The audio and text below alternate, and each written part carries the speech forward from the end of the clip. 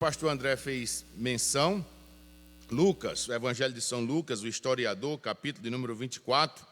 Nós lemos alguns versos em nome de Jesus Cristo e que os irmãos em casa possam acompanhar. Fica aqui a minha gratidão, os meus parabéns ao departamento infantil da nossa igreja, que coisa linda, parabéns a todos, que eu sei que para que isso aí funcionasse, muita gente estava ali por trás. Os bastidores foram bastidores apenas dos pequeninos, mas tem o bastidores, né, Nino, dos grandão, né, aquele que ficaram ali com todo o aparato, os pais em casa fazendo algumas filmagens para enviar, para compilar isso, né? Parabéns e Deus abençoe a todos vocês. Realmente, de fato, é emocionante. Por isso que Jesus Cristo diz que quem quiser entrar no reino dos céus deve se tornar como uma criança, ou seja, sem a maldade no coração. Lucas capítulo 24. Mas no primeiro dia da semana, alta madrugada, foram elas ao túmulo, levando os aromas que haviam preparado. E encontraram a pedra removida do sepulcro. Mas ao entrarem não acharam o corpo de Jesus. Aconteceu que, perplexas a esse respeito, apareceu-lhes dois varões com vestes resplandecentes. Aleluias. Estando elas possuídas de temor, baixando os olhos para o chão, eles falaram: por que buscais entre os mortos ao que vive? Ele não está aqui, mas ressuscitou. Lembrai-vos de como vos preveniu, estando ainda na Galileia, quando disse: importa que o Filho do Homem seja entregue nas mãos de pecadores e seja crucificado e ressuscite no terceiro dia. Então se lembraram das suas palavras e, voltando ao túmulo, anunciaram todas estas coisas aos 12 e a todos os mais que com eles estavam. Era Maria Madalena, Joana e Maria, mãe de Tiago. Também as demais que estavam com elas confirmaram estas coisas aos apóstolos. Tais palavras lhes pareciam como delírio e não acreditaram nelas. Pedro, porém, levantando-se, correu ao sepulcro e, abaixando-se, nada mais viu senão os lençóis de linho, e retirou-se para casa maravilhado do que havia acontecido. Naquele mesmo dia, 2 deles estavam de caminho para uma aldeia chamada Emaús, distante de Jerusalém 60 estádios. Iam conversando a respeito de todas as coisas sucedidas. Aconteceu que, enquanto conversavam e discutiam, o próprio Jesus se aproximou e ia com eles. Os seus olhos, porém, estavam como que impedidos de o reconhecer. Então lhes perguntou Jesus: que é isso que vos preocupa? E de que ides tratando à medida que caminhais? E eles pararam entristecidos. Um, porém, chamado Cleopas, respondeu dizendo: és o único, porventura, que, tendo estado em Jerusalém, ignoras as ocorrências destes últimos dias? E lhes perguntou Jesus: quais? Explicaram o que aconteceu a Jesus, o Nazareno, que era varão profeta, poderoso em obras e palavras diante de Deus e de todo o povo. E como principais sacerdotes e as nossas autoridades o entregaram para ser condenado à morte e o crucificaram. Deixe a sua Bíblia aberta. Obrigado, Deus, pela tua palavra lida. Deus, eu sou falho, eu sou fraco. Por isso, Senhor, te peço a unção do teu Santo Espírito, para que a tua palavra possa ser explanada na íntegra, que ela possa encontrar espaço e reservas nos corações. Obrigado, Deus, por essa dádiva bendita, dádiva maravilhosa, que foi o teu Filho, nosso Senhor Jesus Cristo, morrer ali na cruz do Calvário. Obrigado por tudo, em nome de Jesus. Amém. Queridos irmãos, precisamos compreender que a missão de Jesus Cristo foi cumprida. Toda esta semana, o mundo teve refletindo sobre isso, a bem da verdade, não com tanta ênfase como em anos anteriores, de 2019 para trás, por conta desta infelicidade da pandemia. Mas nós vemos os movimentos, nós vemos aqui, vizinho ao nosso estado, lá em Pernambuco, a Nova Jerusalém. Quantos turistas vêm do mundo inteiro para ver aquela encenação da morte e ressurreição de Jesus Cristo. Porém, a nossa preocupação, e como eu disse na introdução, no início, é que isso não se torne uma coisa convencional, que não se torne uma coisa apenas do calendário, uma coisa anual. Todos os dias nós precisamos nos lembrar disso, que Jesus Cristo veio, cumpriu a sua missão. E olha que a missão dele foi pequena, o tempo foi pequeno.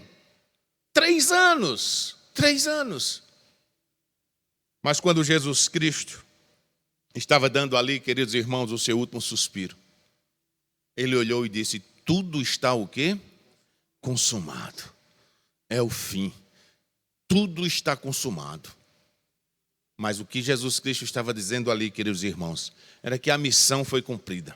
Que naquele tempo determinado por Deus, de fato ali consumou-se tudo. A sua estadia humanizado. A partir daquele último suspiro, Jesus Cristo não iria retornar com o mesmo corpo carnal. É bom que se entenda isso, para que não haja uma divergência no entendimento. Porque pós-ressurreição é corpo glorificado, corpo transformado, não mais da mesma forma que era antes, dessa forma que nós conhecemos uns aos outros. E eu lendo hoje de manhã e fazendo uma breve reflexão, muitos estão preocupados com a morte, isto é fato, e principalmente agora, quem não está pensando na morte? Não é?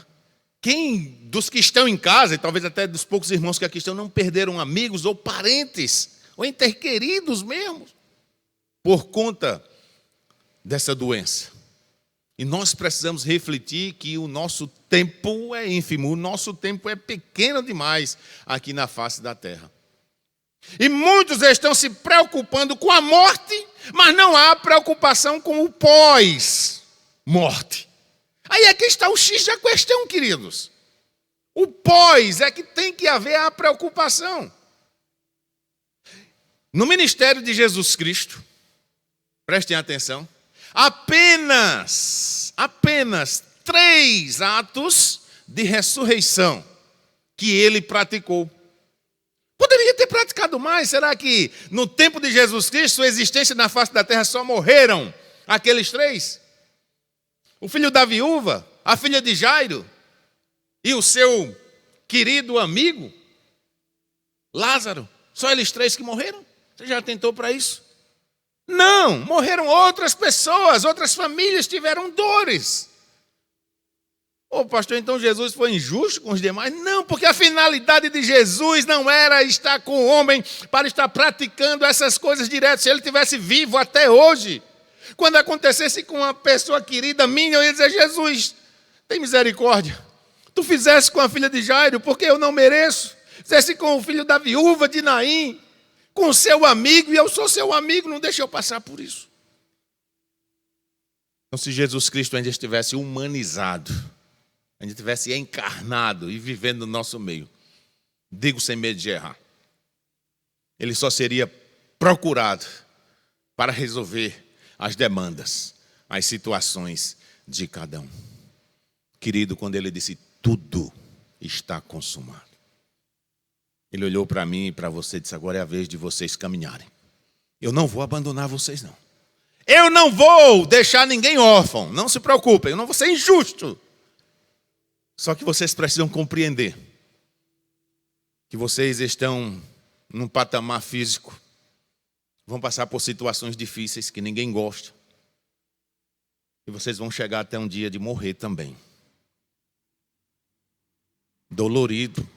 É ruim de escutar isso. Mas você, meu irmão, minha irmã que está em casa, quem garante para você o dia de amanhã? Quem garante? Nós já temos os nossos planos, eu sempre costumo dizer, a gente já está traçado. Amanhã é segunda, alguns já sabem o que tem que fazer, alguns já vão ao trabalho, os que ainda não, os que estão na quarentena vão estar em casa, mas vai dizer: eu vou limpar o jardim, eu vou fazer isso, vou aproveitar esses dias. Mas tem um plano.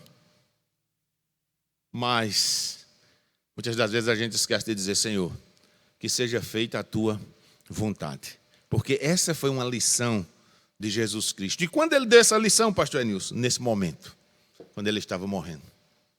Pai, se possível, não deixe eu passar por essas dores, passa de mim esse cálice, mas que não seja feita a minha vontade e sim a tua. Será que às vezes pastor Enilson não tem uma vontade pessoal? Será que às vezes pastor André não tem uma vontade pessoal?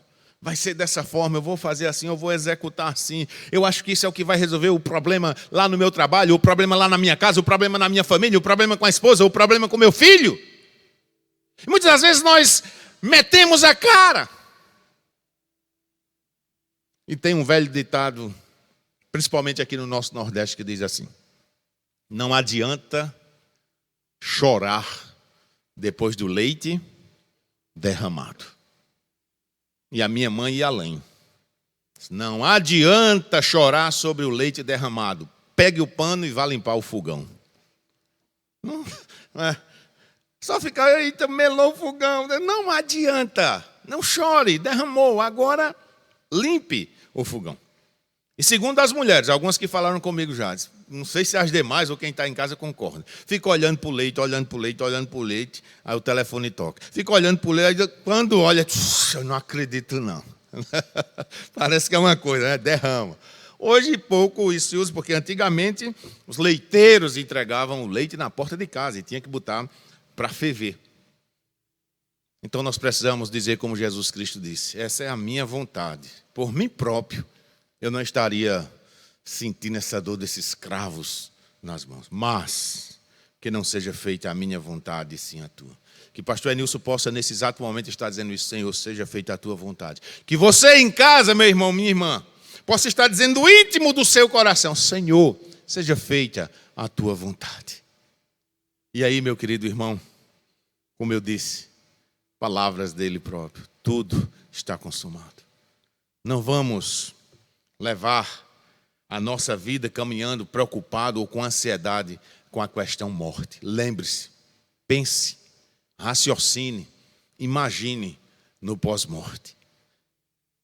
E após a morte, tenho que dizer isso aqui, eu sei que pessoas que estão nos ouvindo, tem alguns colegas meus que acompanham que não são evangélicos, mas após a morte, não sou eu que estou dizendo, por isso que eu tenho que dizer, é a palavra de Deus que está dizendo: após a morte segue-se o dia do juízo. Não tem mais o que fazer, mesmo que faça a missa de 7º dia, a de 30º, a de 1 ano. É um momento só para refletir naquela perda e chorar. Mas não tem como sensibilizar o coração de Deus após morte. Por isso nós é que temos que ter a preocupação pessoal. A salvação é individual. Deus usa pessoas para explanar, para mostrar: olha, esse é Jesus Cristo, apresenta Ele. Mas cabe a cada um abrir o coração. Porque nós precisamos fazer isso em vida. Confessar Jesus Cristo como único e suficiente Salvador diante dos homens. Aquele que me confessar diante dos homens, eu o confessarei a meu Pai que está nos céus. Queridos, a ressurreição de Jesus Cristo traz vida.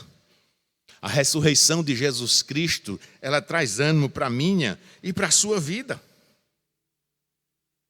A ressurreição de Jesus Cristo é o verdadeiro evangelho. A ressurreição de Jesus Cristo é a verdadeira boa nova. Porque ele veio para o que era seu, os seus não receberam. Teve aquele momento que seria uma boa nova para ele, mas não foi. As boas novas é o evangelho. É a pregação de Jesus Cristo. E essas boas novas se consolidam no ato da ressurreição de Jesus Cristo. Onde está, ó morte, a tua vitória?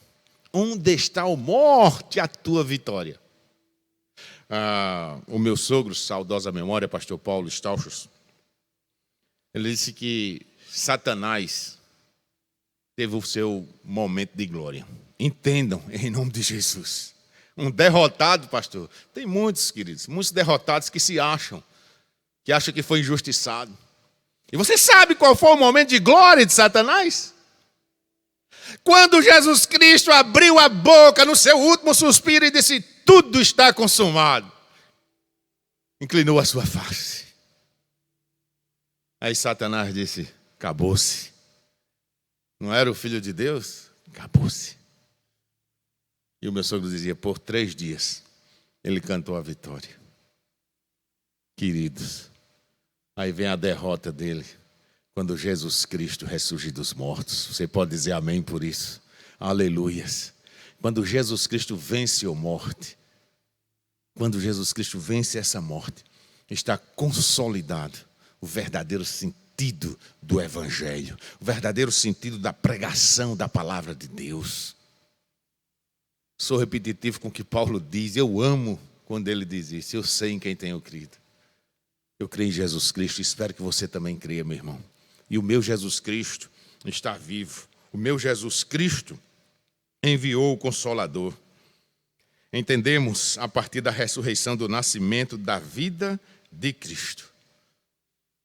O poder da ressurreição, do nascimento a toda a vida de Jesus Cristo. Através da ressurreição eu paro de chorar, eu tenho esperança.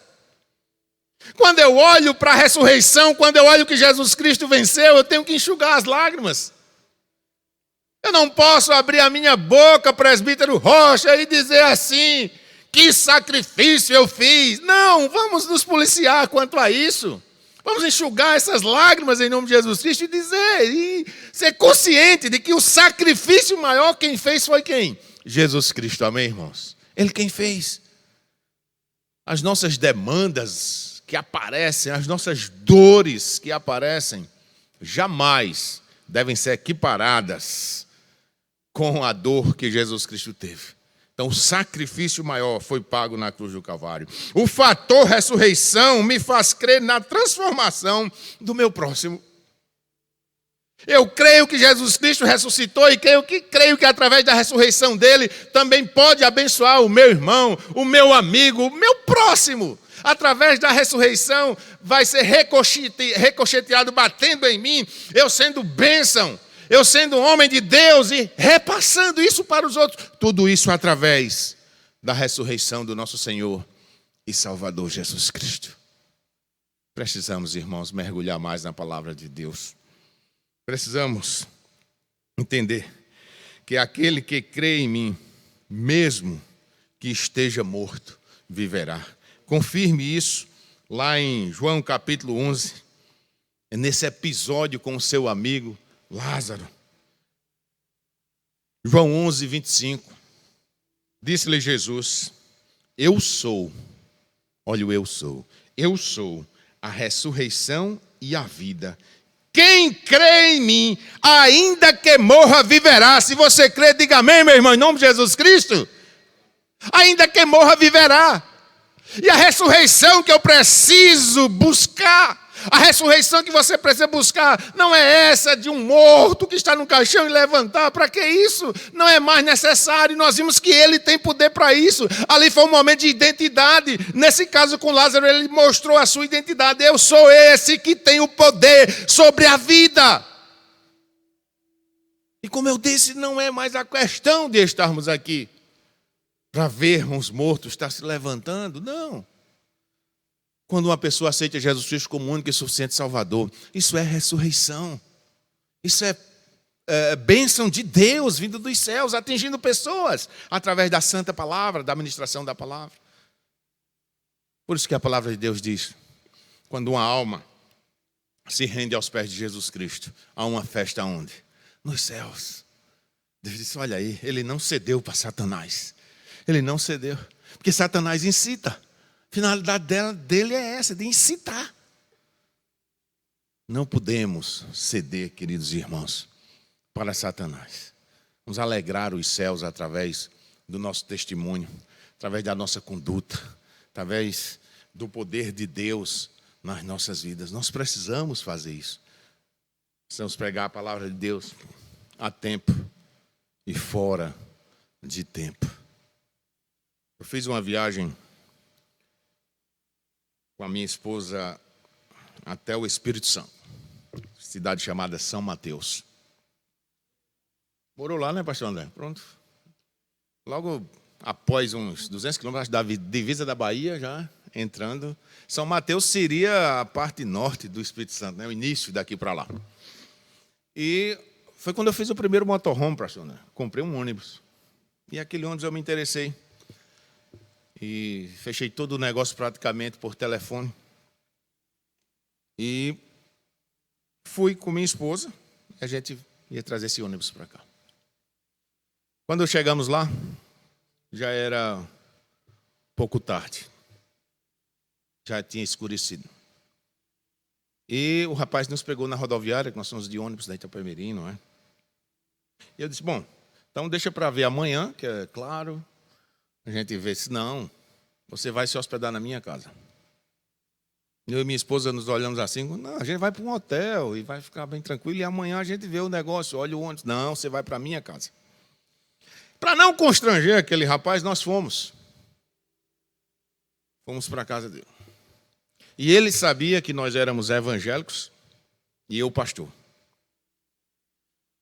Casa pequena, ele separou o quarto dele. Olha o que o cara fez. Separou o quarto dele, cama de casal dele para mim e para minha esposa. Senão não acredito. E logo em cima da cama tinha o chamado um rosário grandão. Acho que o povo mais antigo sabe o que eu estou dizendo. Assim, cheio de bola e uma cruzinha assim na cama. Dora disse, pelo amor de Deus, vou dormir com isso aí. Só a gente dá um jeito. Mas o que é que o senhor quer contar com isso, pastor Nilson? Que a esposa dele não nos recepcionou, não foi uma boa anfitriã, que deveria ser. Ficamos todos constrangidos. E aí a gente chegou a uma conclusão. Não, se continuar assim, ela assim, a gente precisa falar com ele, ir para um hotel e amanhã a gente vê. Mas colocou a janta e ela convidou. Então amenizou um pouco. E aí, irmãos, aquela mulher olhou para mim e para minha esposa. Disse, me desculpe. Eu sei que vocês estão notando a minha maneira. É de se notar mesmo. Ela disse, é porque eu odeio o crente.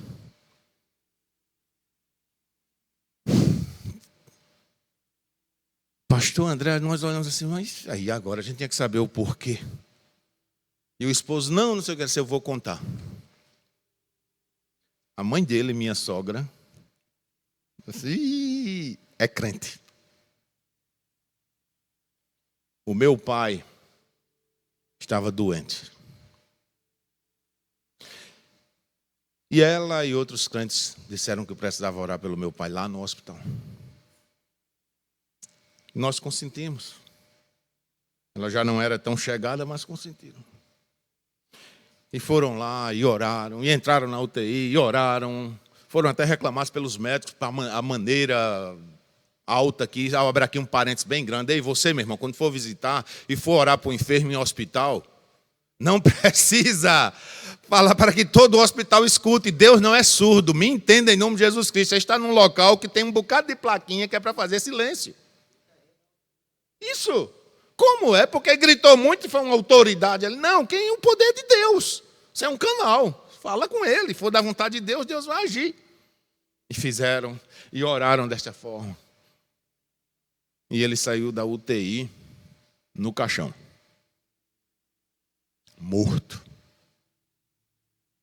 E essa moça se revoltou mais ainda com os crentes. E até eu estava ali, ela tem razão, de receber logo um cara, um crente, e dar logo, certamente o marido dela disse, você vai dormir na nossa cama, pronto, com crente.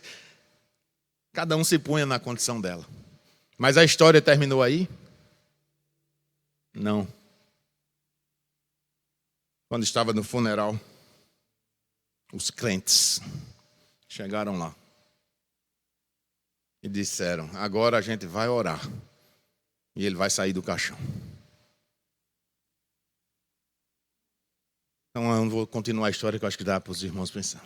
E oraram, e fizeram, e pegaram no morto, lá vai. E essa filha vendo isso, ela disse, o que o senhor tem a dizer?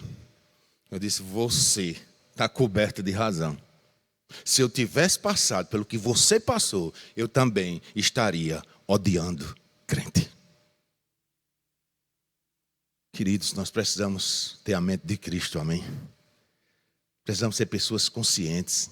O apóstolo Paulo disse, eu oro com a boca, mas também eu oro com a mente. Eu canto, eu louvo com a boca, mas também eu louvo com a mente. Ele finaliza dizendo, isto é culto o quê? Racional.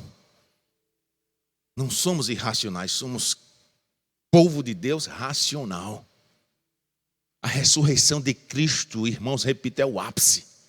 É a coisa principal. Vamos nos apegar à ressurreição. Qualquer outra coisa, deixa de lado. Se apega à ressurreição, é ela que vai me garantir a minha ressurreição no último dia. Não agora, nesse corpo carnal, não. Esse corpo é matéria, vieste do pó e para o pó tornarás. O pastor André falou algo aqui extraordinário. Jesus Cristo não chegou nem àquele estado de putrefação, né? O Lázaro chegou. Esse amigo de Jesus. Marta disse, Senhor, não vá não, que ele já cheira o quê? Mal. Os lençóis de Jesus Cristo estavam lá. Um ficou, inclusive, dobrado por uma questão da tradição. Um dia vai voltar. Você crê que ele vai voltar? Diga amém, meu irmão. O lençol foi dobrado. Um dia vai voltar. Ele disse que vem para resgatar a sua igreja, queridos. Não vamos nos preocupar com essa ressurreição física. E ali a gente pôde explicar direitinho para ela. E um ditado que é bem conhecido, toda regra tem exceção, e tem alguns que não leem a palavra de Deus com afinco, com pedido de discernimento a Deus, mas fazem da sua maneira. E o poder de Deus não é mostrado da maneira que a gente quer. O poder de Deus se revela para mim e para você de forma que você fica muitas das vezes boquiaberto. Porque veio por fulano, isso tanto que eu pedi a Deus. A maneira que aquilo chegou, meu irmão, não interessa. O interessa é o resultado. Não interessa como o Mar Vermelho abriu ou a situação geográfica. O que interessa foi o resultado. O povo passou. Não interessa se Jonas ficou pequenininho ou se a baleia... Não interessa, o resultado é o que interessa. Ele foi cuspido para fora, foi cumprir ali. Então o resultado é o que interessa. O milagre é o que interessa. E Deus tem milagre na minha e na sua vida, meu irmão. Creia nisso, em nome de Jesus Cristo. A ressurreição de Cristo é vida para mim e para você. Creia nisso em nome de Jesus Cristo. Ele morreu para que tivéssemos o quê? Vida. E vida em abundância. Que caia por terra a ideologia da prosperidade. Essa vida com abundância que ele está falando é essa alegria, é o amor, é poder repassar isso para outros.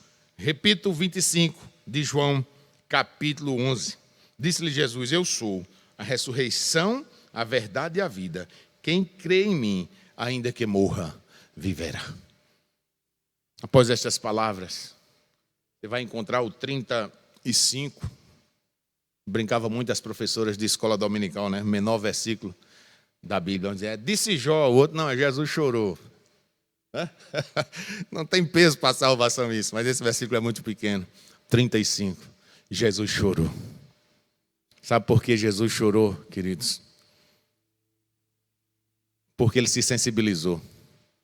Ele viu a dor das irmãs, a dor dos colegas, e ele também amava Lázaro. Mas Jesus Cristo chorou, mostrando que tem sentimento. E eu preciso ter sentimento pelos meus. Você precisa ter sentimento, não só ter, mas exercitar. Será que hoje eu pedi perdão a quem eu deveria pedir? E perdão é algo extraordinário. Né? Você pedir perdão só a quem causou algo a você, um dano ou lhe magoou?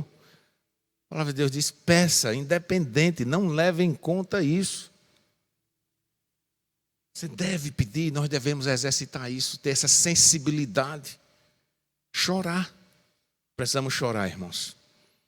Isso demonstra que nós temos sentimentos, não demonstra que somos fracos. A nossa cultura, hoje não, mas antigamente os homens sabem disso. Né? Homem que é homem, não chora.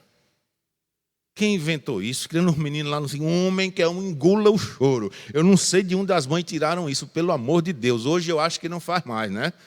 Mas eu passei muito por isso. Engula o choro. Como é que o cara engole? Engoliu o choro. Era péssimo. Você já estava chorando com a dor, saindo lágrimas. Muitas das vezes aquele negócio. Engula. Engula. Onde inventaram isso? Homem que é homem, chora. Jesus chorou. Porque tinha sentimento, amava o seu amigo. E hoje, muito mais ainda. Nós precisamos, queridos, entender que o fato da ressurreição é algo pleno nas nossas vidas, não algo do calendário. Em nome de Jesus Cristo, a ressurreição é o fator preponderante, é o fator principal do cristianismo e de toda a palavra de Deus. Veja o que ele diz no verso de número 40 de João 11. Respondeu-lhe Jesus: não te disse eu, se creres, verás a glória de quem? De Deus. Se creres, verás a glória de Deus. Creia, meu irmão, e a glória de Deus vai aparecer na sua vida. Agradeça a Deus pela sua ressurreição. Repito, ele disse: eu sou o caminho, a verdade e a vida. Ninguém vem ao Pai a não ser por mim. Que possamos todos agradecer a Deus pela ressurreição. Dizer: obrigado, Deus, por tu ter enviado o teu filho. Ele sofreu. Os irmãos ali no caminho de Emaús sofreram. Vocês viram a passagem? Está aí, leia, meu irmão, Lucas 24. Você vai ver o desfecho. E Jesus se apresentar para eles. Mostrar: eu sou ele. Creia, Tomé. Creia, Nilson. Creia, João. Creia, Maria, Francisca. Creia. Ele é o caminho, a verdade e a vida. Ninguém vem ao Pai a não ser por mim. Jesus Cristo é o elo. Jesus Cristo é aquele que liga o homem a Deus. Vamos nos apegar a Ele. E repito, agradecer cada vez mais pela ressurreição de Jesus Cristo.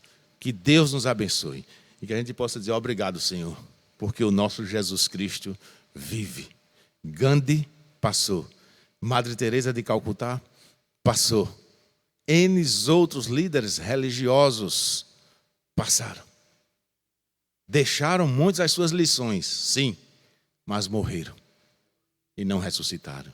Jesus Cristo está vivo, à destra de Deus, rogando por mim e por você. Que Deus nos abençoe, em nome de Jesus Cristo.